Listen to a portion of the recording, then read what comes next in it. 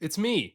Different video formats today, just cause I like to keep you on your toes. You're getting too confident. It's making you weak.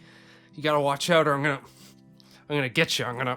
I've never been in a fight in my life. No, the reality is I just think I'm multi-talented. I can do more things than just Fallout. Put me in, coach, put me in. I can do more than just mods. I can do it. I don't have much experience, but I'm young and I'm scrappy and I've got heart, you know? I've never played a sport. Like most people, I liked a lot of dumb things when I was 14. When I was 14, I read The Catcher in the Rye and went, he just like me for real, unironically. When I was 14, I didn't really like the classic Fallout games. The UI was too weird and old, and nobody really likes these games for anything other than nostalgia or the lore anyway, right? So fucking stupid. One of the other things I liked when I was 14 was the episodic adventure game Life is Strange. If you haven't heard of it, it's like those Telltale games or those David Cage games, you know, the ones people like to say it's not a game, it's a choose your own adventure movie, as though that's a criticism and not like a pretty enticing premise, actually. Like, that sounds sick. Give me like 12 of those.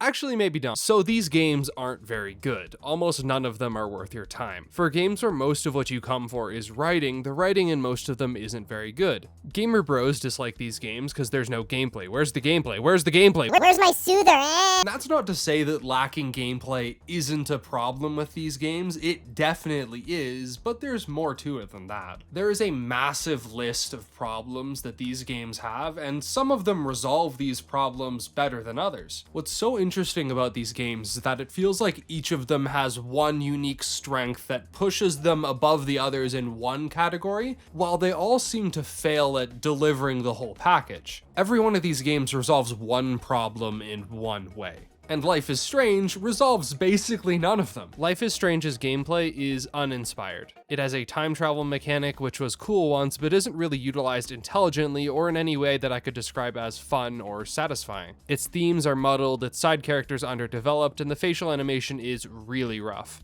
Oh, you thought I was done? No, the writing is also really awkward. People use made-up teenager words all the time, and a lot of people regard it as annoyingly quirky and edgy. I loved Life is Strange when I was 14, and in retrospect, it is cringe. It's high schoolers with nonsensical time travel powers, and all the faces look like mush. It's derivative, it's melodramatic, it's juvenile, and for all of those reasons, I still love it. Wait a sec. First, a quick recap. Max Caulfield is a photography student at a prestigious boarding school for the arts in Oregon. She has no friends except for beta male orbiter Warren. She's an awkward small bean and the mean girls aren't nice to her cause whatever. Max discovers that she has the power to rewind time when a kid tries to shoot blue-haired girl and she saves her life, discovering later that blue-haired girl is in fact childhood friend Chloe Price. And while having her coming-of-age story about being a quirky photographer in the Pacific Northwest, she has to grapple with that edgelord that tried to kill Chloe, mean girls, Chloe's fascist cop stepdad, homoerotic tension, teen mental illness, homoerotic tension, Chloe's dead girlfriend, this drug dealer and his dog, a whole bunch of other shit I won't get into, and an impending hurricane of her own metaphysical creation. Got it? Good. This isn't a retrospective. I'm not going to talk about everything. I have a limited amount of time on this earth and I want to use it to get to the good stuff, and this story is not it. Let's talk about why that is, though. The game is about choice, but choice doesn't matter. This is a classic for this genre of game. It was true in The Walking Dead, it's true in every Telltale game, it's true in most parts of David Cage's games, and it's true in Life is Strange. The closest thing to engaging gameplay that these kinds of games have is the promise that your choices matter. What you say will impact the way that the story plays out. X character will remember Y snide remark. This is the gimmick, this is the point, this is the idea. It's a movie where you decide what happens. In reality, this promise has never fully been delivered. There are a few key choices you make in each chapter that have their consequences within the chapter, and some are even charitable enough to end up being consequential in later chapters. But that hurricane I mentioned shows up in a big way, and your ending is decided by one choice at the very end. Not only are your previous choices irrelevant to the ending you get, the two endings are: A, you let the hurricane destroy everything and everyone. This means that every choice to help Kate, or to be rude to Victoria, or to break a rule, or to take a picture, or to kill a dog is completely pointless. because in the end, the only people who that choice affected in any way are you and Chloe, the two surviving residents of Arcadia Bay. And even then, it's not like they remark on any of it. In this ending, the characters drive off wordlessly. The other ending, ending B, involves going back in time to before you made any of those choices so the hurricane never comes to begin with, which, once again, overwrites every choice you've made, this time literally by reverting them through time. This game is supposed to be about choices having consequences. This is a theme of all coming-of-age stories and all time travel stories, but really the only choices that matter are Max choosing to use time travel to begin with, and what she ends up choosing to do once the consequences of that time travel reach a fever pitch. Everything past the first 15 minutes of episode 1 and the last 15 minutes of episode 5 were essentially done for no reason other than to have some things to do while the story chugs along. The immense tonal jump. In their video, Superposition, the genre of Life is Strange, Innuendo Studios makes a point about the pacing of the game that I hadn't really realized until I went back to play the game for this video. The transition from quirky high school teen drama to psychological time travel world-ending thriller is razor sharp. Episodes 1 and 2 are pretty much entirely the former, while the last 3 are strongly seated in the latter, and the transition between the two is not earned or existent at all. The game being split into these two halves diminishes the value of both in a tangible way. Where the game could have been a teen drama with psychological thriller undertones that built and built like all good movies, TV shows, and games within this genre do, instead, for the first half, it's a teen drama with incidental time travel, and in the second half, it's a mishmash of mystery, thriller, and time travel insanity that just has a coat of paint on it that sorta looks like a teen drama.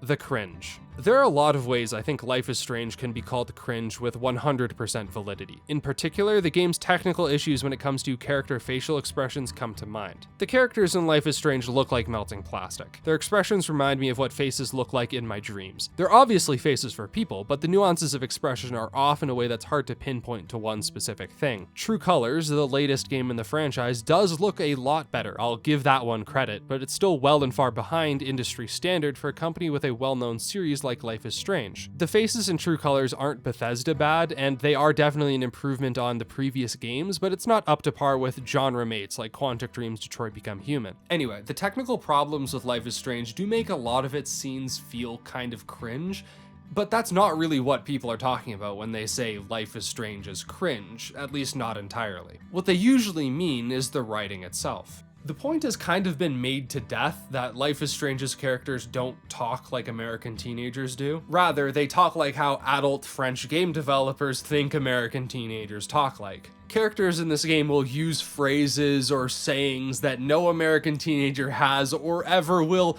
or for that matter should say. Everyone is a caricature of themselves. The mean girl is a mean girl stereotype who says out loud without pause, "Go fuck your selfie." Go fuck your selfie. And this phases nobody as weird or awkward. Her friends actually think it's cool, and Max is embarrassed by this rather than embarrassed for Queen Bee Victoria for this absolutely fake gag noise inducing witty line. A sticking point for a lot of people tends to be Chloe Price for being edgy and rebellious in an annoying way and selfish and whatever. That's most of the major pieces, and in order to respond to them, I have to tell you a little bit about myself. As you may have noticed, I'm a quirked up little guy.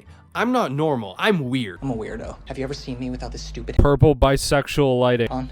He's just like me! I went to an art school when I was in my younger years of teenagehood without any interest, understanding, or talent in the arts, and that explains everything I am now the end. I have a really strong connection to the Pacific Northwest-y area through family of mine, and when I was in high school, all of my friends were... How do I say cringe without being mean?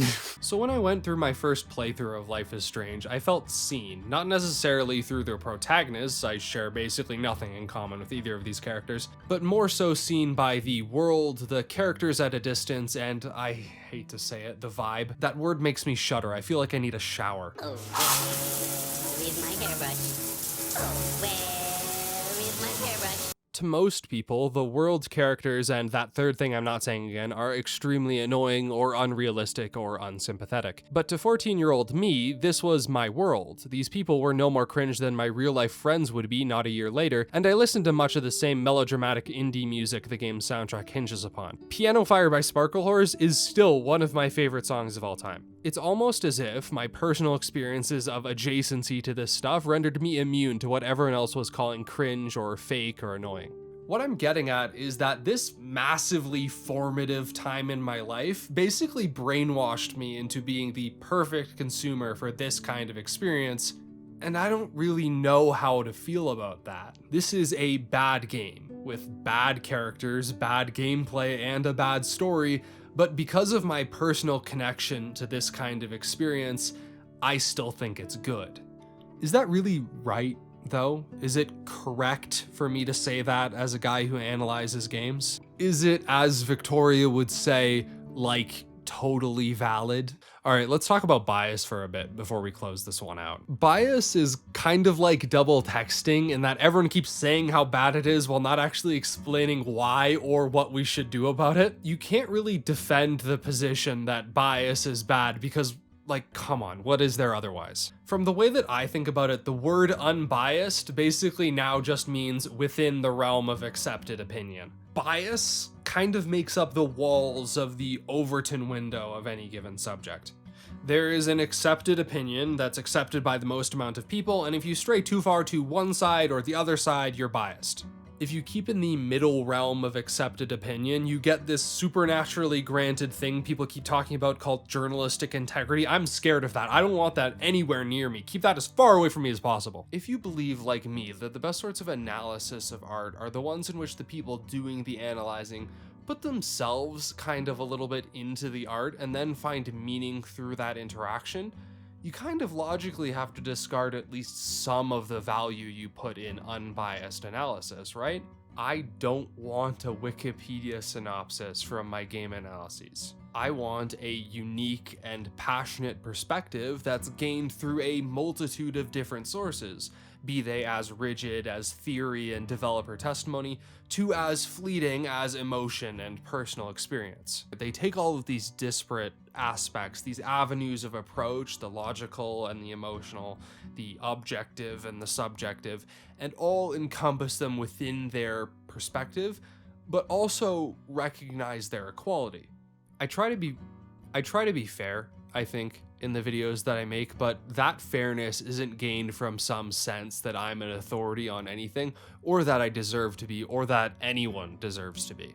And I believe that now with the context of Life is Strange, because I think that that drive, that innate urge to be objective, to be rigid, to be analytical, is bad for art.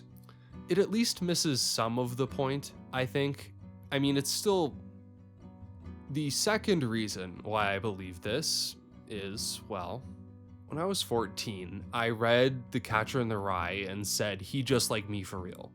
And now I'm 20, and Life is Strange is a frustratingly endearing game that I can't dislike, no matter how much the sleep paralysis demon of objective game analysis demands that I do.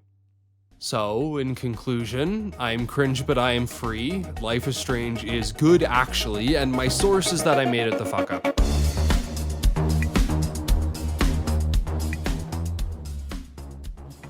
Special thank you to Spritz, Can I Please Borrow $40, Adam Sousa, Ryan Little, Jack Bradley, Meppel Dude, It's Ducktastic, Life is Strange Sucks, This Motherfuck, Talia Hemke, and Riot for pledging to my Patreon at the highest tier. All of you are amazing. If you'd like to support my work, see behind the scenes updates and exclusive content, the link is in the description. You can pay only a few bucks per video, not even per month, just whenever I post anything. Anyway, next video is a fun Fallout related one, so I hope you're looking forward to that.